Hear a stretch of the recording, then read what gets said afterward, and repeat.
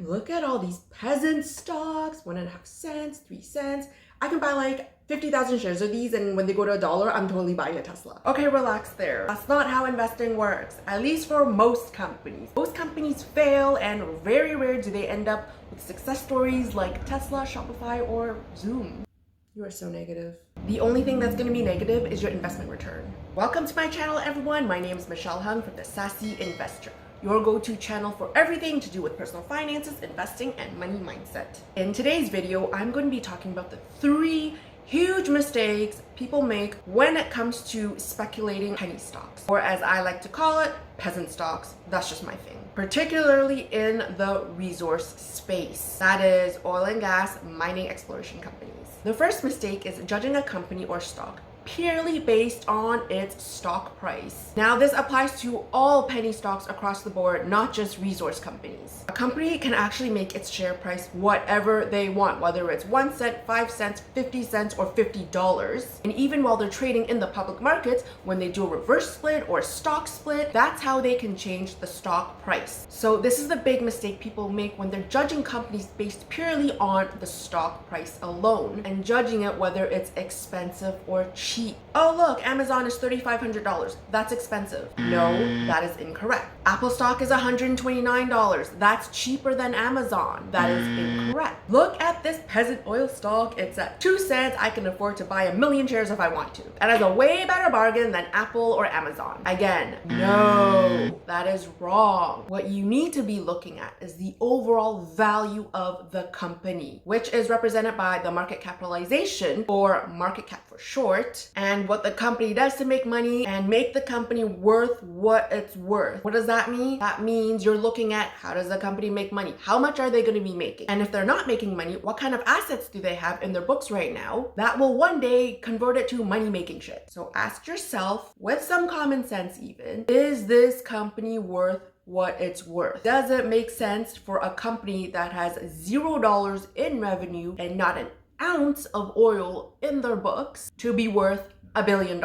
The second mistake people make is not getting out while they're ahead when they're dabbling with these peasant stocks. They have this attitude of, I'll get out when I make 10,000% return, especially for those speculative companies that are highly talked about on Reddit that are purely driven by pump and dump schemes. The average historical stock market return is anywhere from 8% to 10% per year. So if you're unhappy with an 80% return in 7 days, you need to check yourself, because what I see and what a lot of people kick themselves for afterwards is they get too greedy, staying in these speculative stocks longer than they should. And then when they tank, that's when they pull out. Losses locked, classic. Couldn't even wait for the next pump round. If you're gonna participate in a pump and dump, at least do it right. That means when the stock is up and you're ahead, you forego all sexual instincts to stay in longer and you pull the out. I guarantee you'll have more regrets losing money than not making more. That's human nature. It's called loss aversion. Remember, pull out while you're still up. Greed is not a strategy. The third mistake is having that expectation that these stocks can increase 10,000% for nothing. Take these oil exploration companies, for example. Their valuations are not only based on their ability to discover for certain that there's oil somewhere,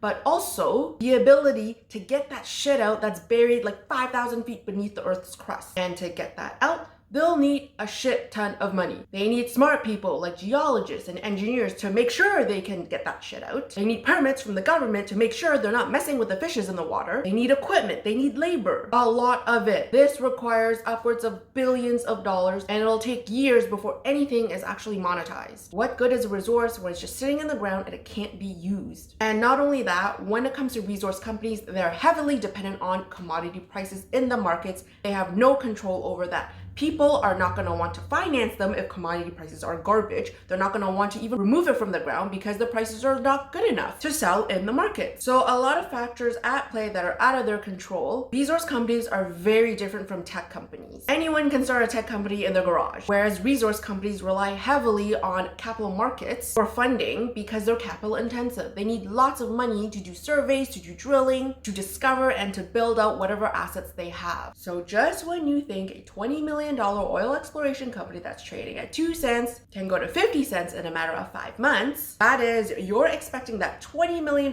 company to be a $500 million company. Think again. And as likely as they are to discover something, they are just as likely to discover nothing. So it can just as easily go from $20 million to zero. That's all for today. If you enjoyed this video, please give it a thumbs up and let me know in the comments below of any of your successful or failed peasant stock trades. I will see you later.